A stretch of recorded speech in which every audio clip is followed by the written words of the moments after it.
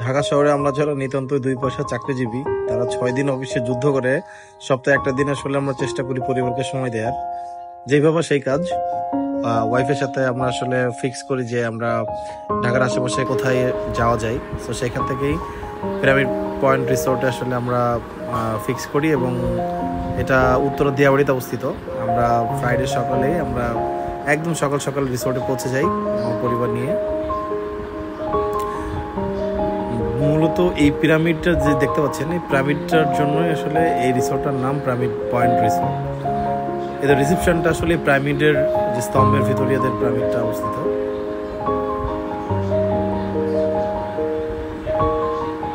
আমরা একদম সকাল 9টার দিকে পৌঁছে যাই। এটা একটা ডে লং প্যাকেজ ছিল।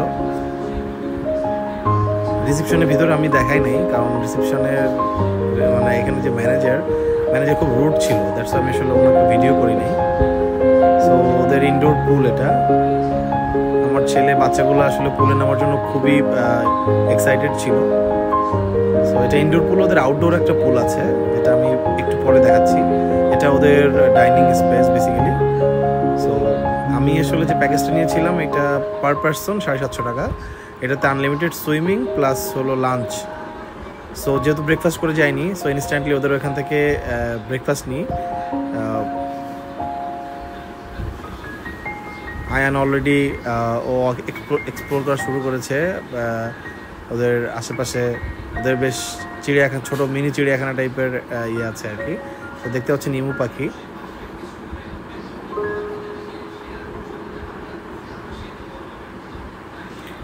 পাশেই ভিতরে ওদের একটা প্লেগ্রাউন্ড আছে যেখানে বাচ্চারা চাইলে আসলে বেশ কোয়ালিটি টাইম এক্সপেন্ড করতে পারবে। আমি একটু আগে যেটা বলছিলাম যে পাশে ওদের একটা আউটডোর সুইমিং পুল আছে, যেটা এখনও কাজ শেষ হয়নি, কাজ চলমান, বাট পানিটা খুবই নোংরা ছিল। সো এদের আসলে ম্যানেজমেন্টের আমার একটু প্রবলেম মনে হয়েছে। এদের উচিত আরও একটু কনসাস হওয়া, যেহেতু আসলে সবাই ডেলং প্যাকেজ নিয়ে আসছে, সব পুলে নামবে। সো পুলের পানি ওরা আসলে একদমই মানে পরিষ্কার ছিল না।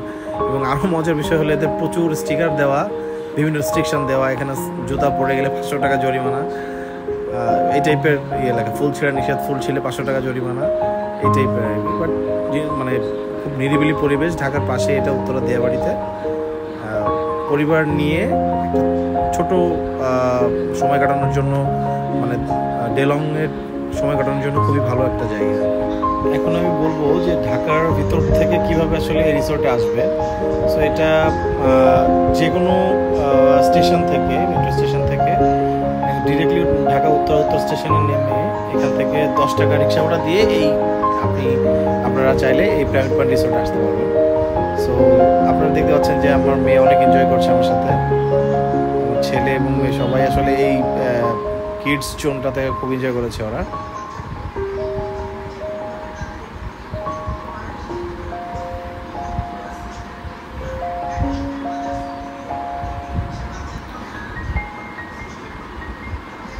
সপ্তাহে 6 দিন যান্ত্রিকতা থেকে বেরিয়ে এসে ফ্রাইডেতে আমার ওয়াইফের সাথে অনেক এনজয় করেছি। সেই শৈশবে ফিরে গিয়েছিলাম আমরা।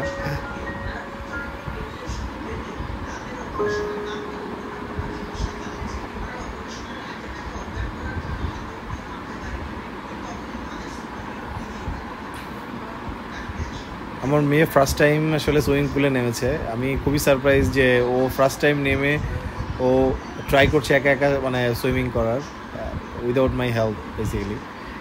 সো আয়ান ওকে হেল্প করছে সাঁতার কাটার জন্য বেসিক্যালি।